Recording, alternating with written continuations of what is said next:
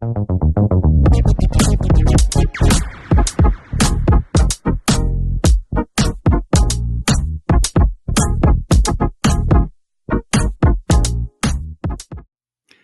welcome to another episode of Huddle Up with Mark, the Fun Coach. I'm Mark Duncan. Today, I want to talk to you about some tools that I think will be helpful to you when it comes to getting to know your donors in such a way that it will ensure that they will give big when you ask them. So, I want to start by talking about something that we all know and we all recall from our childhood. And that's the golden rule, right? Which is do unto others as you would have done unto you. And most of the time, we live by that rule. It's something that we're taught as children. We want to treat others like we want to be treated. But I'm going to introduce you to something that you may have never heard before, and that is called the Platinum Rule. Now, the Platinum Rule is a little different than the Golden Rule. The Platinum Rule is do unto others as they would have you do unto them. Little bit of a twist because it requires you to pay attention to what it is that other person wants so that you are meeting them at the point of their need or at the point of their understanding. So it requires us to treat people the way they want to be treated. And so why is this important when it comes to fundraising? One of the things that I talk about when I am working with nonprofit leaders and helping them become better fundraisers is I'm trying to help them understand and to connect with their donors and understand from what position, from what space, from what perspective do they make decisions. So when we are meeting with donors and we're talking about the priorities of our organization, we have to be mindful that we're not just talking about those things because we think they're great. We need to be talking about the things that the donor or prospect thinks is important or great or is of interest to them.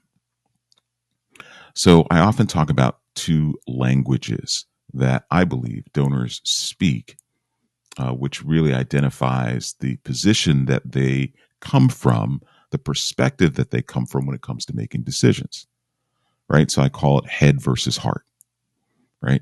So is your donor or prospect someone that makes decisions based on data, based on numbers, based on specific information about your organization? Maybe they want to know how you've performed over the last 5 years. What is your proof of performance? What have you done to move the needle as it relates to your mission? Those are the people who are speaking the head language. They're the thinkers, right? Those are the thinkers. So when you're meeting with donors, you want to take time to understand how they operate. What makes them tick? Are they thinkers? The other would be heart. So these are the donors that are connecting with the part of your mission that tells a really meaningful story, that shows the proof of performance through the people that you serve. They're getting to see your mission in action. They're getting to hear about the impact that you're having on the people that you serve from the people that you serve through testimonials. These are things that can be captured in pictures, storytelling, videos. These are giving them an opportunity to actually speak with someone that you serve, bringing them on site if appropriate, if this is the kind of organization that you are, bringing them on site and letting them see you and or your staff interacting with the people that you serve, seeing your mission in action. Those are your heart people. They're the feelers, right? So we have thinkers and we have feelers, head versus heart. It is your job to determine what language they speak. Because when it comes time to ask them for that gift, when it comes time to make the case for why they should give, you want to make sure you're speaking their language. So to speak the language, the thinker language, to somebody who is more heart centered, who is a feeler, that's not going to resonate with them. It's not going to resonate with them. So when you ask for that gift, they're not going to feel it, right? Same in the reverse. Those who are thinkers, those who are more cerebral in their approach to making decisions, those people who are your head language folks, right? They're not going to respond as well to the stories that you tell about your mission. They're not going to respond as well to seeing testimonials, hearing testimonials, watching videos, the things that really connect with those feelers, with the heart language person, isn't going to resonate with the head language person, your thinker. So it is imperative that as you're building a relationship, that you apply the platinum rule.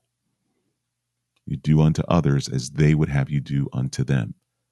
That means you want to present your organization, your mission, in a language that they understand, in a language that will resonate with them.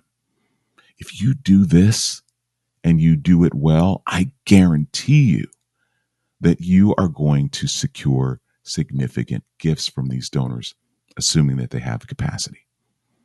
Okay? Because you are listening to them, you're meeting them at the point of their understanding, the point of their need, the point of their ability to connect with your organization.